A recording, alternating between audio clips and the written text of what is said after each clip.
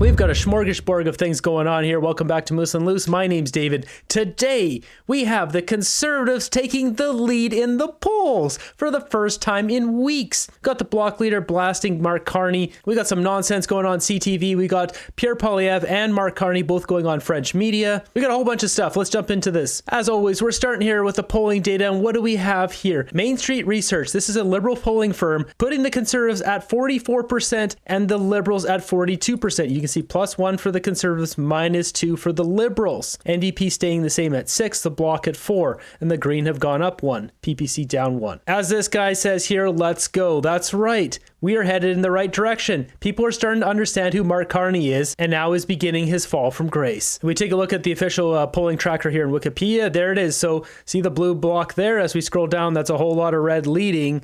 The last one was this Abacus data one, which was tied. The last one here was March 31st Innovative Research, where the Conservatives were leading by 1. So digging into this poll, this is the Main Street Research poll. If we look at the numbers, 1,388 people, they got 521 people over 65, and the Conservatives are still leading. So this is still a much older crowd that is taking this poll. 400 people for 50 to 64. You can see 308 and 159 for these lower groups. So we're starting to win over the boomers here. Boomers for Pierre. Taking a look at the different provinces here. It was pretty balanced across the provinces with the most 500 in Ontario. It does have the most seats after all. So people's opinion of Mark Carney is changing. We can see it here, 30% of people strongly favorable, but now we've got 33% strongly unfavorable, and they somewhat favorable this one and somewhat unfavorable this one, and don't know. People's opinion of Mark Carney is now changing. So notice the 30 and 33. Well, if we look at Pierre Poilievre's 34 and 32, Pierre has a more positive than negative. We're seeing more people in this gray zone here. And in contrast, look at this. Jagmeet Singh only 10% for strongly favorable and 36% strongly unfavorable. So he's just getting slaughtered. Next up, we got Pierre Poilievre and Mark Carney showing up on this French show. Let's take a look at them both walking in here. Canada, Pierre Poilievre.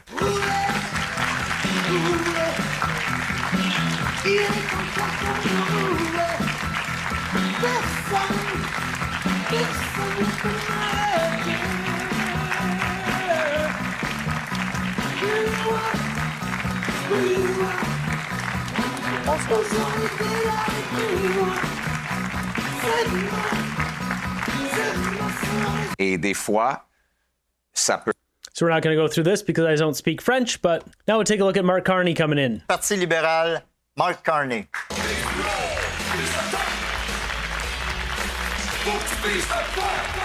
What's with this music?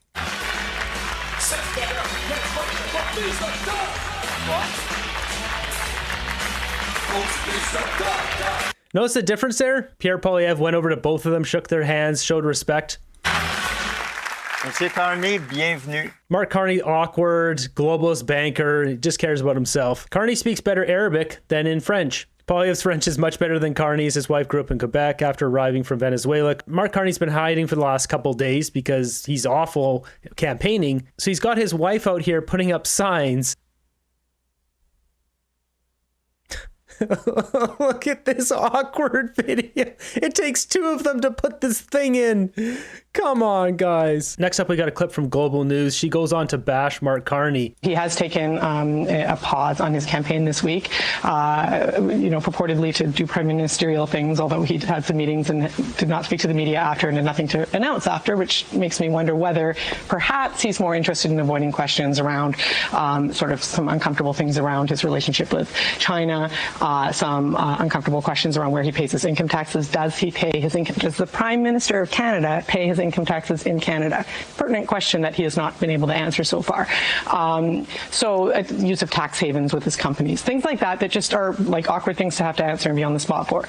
When the debate comes around, he's going to have to answer some of those questions. So I do think it's going to be really fascinating to see how he answers those questions. Yeah, not to mention Cayman tax haven and Bermuda tax haven. On the flip side here, we got Mark Carney. Look at this. I hate it when politicians dress up like this.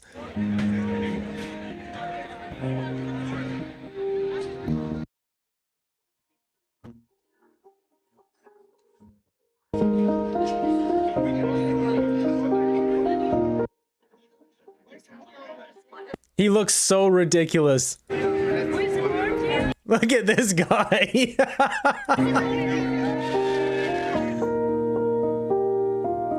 They do it to show respect. They do it to show they're part of the community. It just looks forced. It looks ridiculous. Now, someone else who's ridiculous is Jagmeet Singh. Listen to this. He's coaching his candidate while they're up on the stage, while there's a hot mic. You can't get a more disorganized group. Maybe you can hold the mic, and I'll just translate what you're saying. You can just say, like, I'm a candidate, and I'm going to support you in any way that I can. Just keep it short. And just introduce your full name. Hello, my name is Nicole Fortier. I'm a candidate for the federal election for the NDP. Yep. Can you do me well? Yep. Okay, good. Yes. So one thing I really want you to know, I will be fighting for you. I will make sure that Maybe. It's a Sat Sat Shri Akal.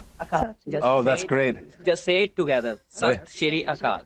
Ready? 1, 2, 3. Sat Shri Akal. Oh, that's so good. Hey, so And now that one. Sat Shri Akal. That's awesome. I should have taught you that. It's amazing. This is so cringe. Oh, they're awful. They don't know what they're doing. This is hilarious. They're literally so used to sitting around pretending to work. Now they have to do something and they can't. With that, we've got this Jagmeet Singh sign in a Walmart parking lot late at night. Why? Somebody explain to me what's going on here. This is how... Is this Jagmeet's campaign team or is this just... I mean, it's a giant sign. Okay, guys.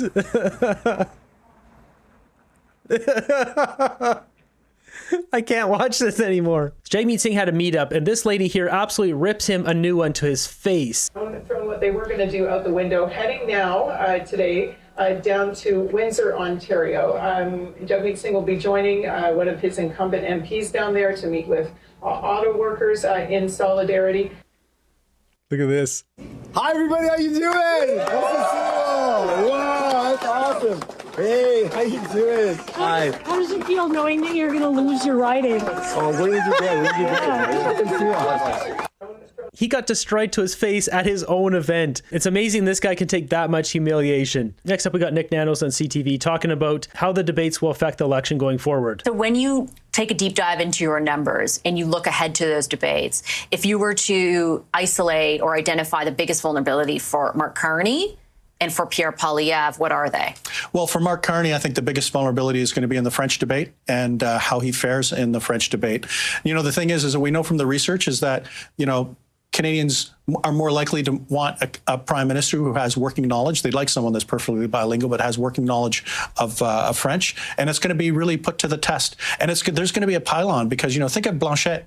You know, his numbers, the numbers for the Bloc are soft in the province of Quebec. He's in a fight for, you know, we talk about Jagmeet Singh. The leader of the Bloc is in a fight for his life, political life also right now. So he's going to come out swinging. He's an effective debater too.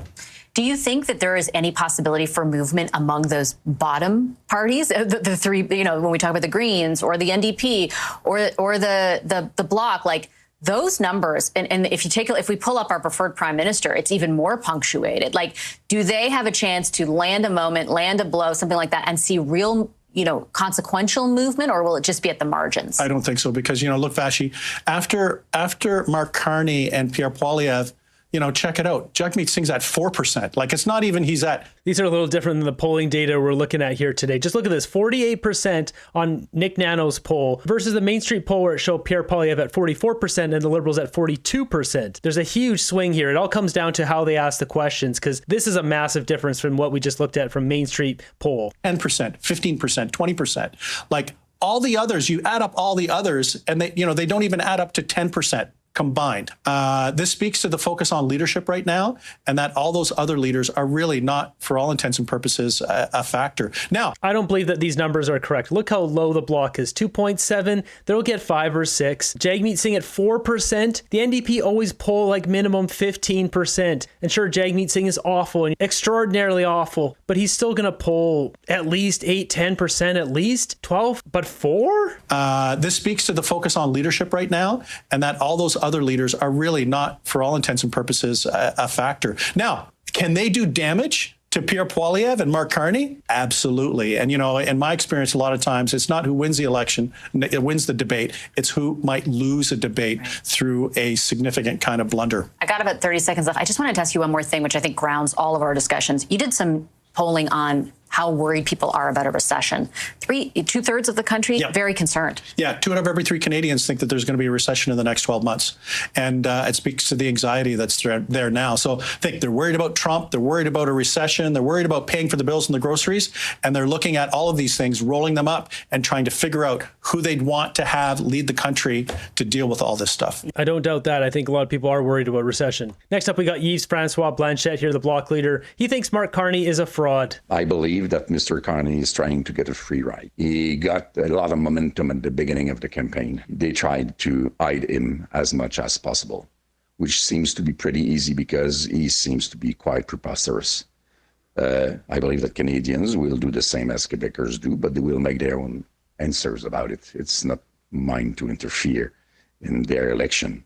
But the campaign, the shortest possible prime minister candidate for the Liberals, as seldom seen as possible, saying as little as possible, and hiding as much as possible, including his participation in a so-called green fund, which actually is 50% oil and gas. There's some questions to be asked, and April 16th and April 17th will be quite a party. So he's talking about the debates. This will be interesting. And in contrast, we have Palestinians taking over Ottawa. This is absolutely absurd. So I don't know what this music is. It's got to go. They're trying to get the most value out of this giant flag. They buy this off Temu. It turns out they don't have just one giant flag. They have multiple giant flags. Say it loud and shake my brow. Untemporary right now. Untemporary right now. I think we're all sick and tired of this. And on the flip side, now we've got these guys, the Calistanis.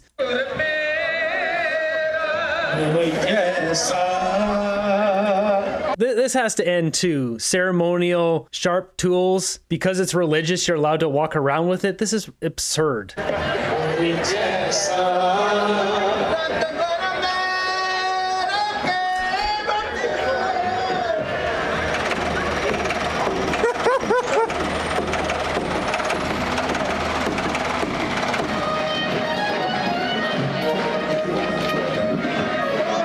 What is this clown world we're living in?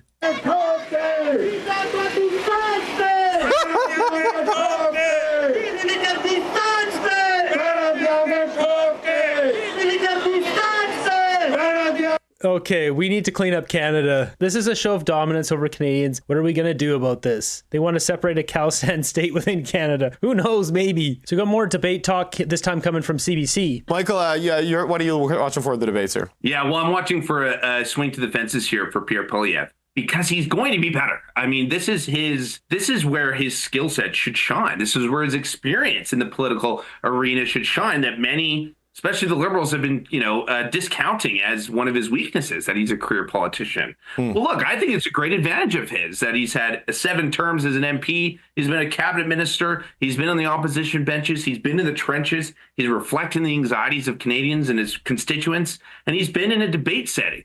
In fact, he's been in a debate setting with Mark Carney. Recall that they appeared together at Finance Committee in 2021, 2022, where it was a bloodbath.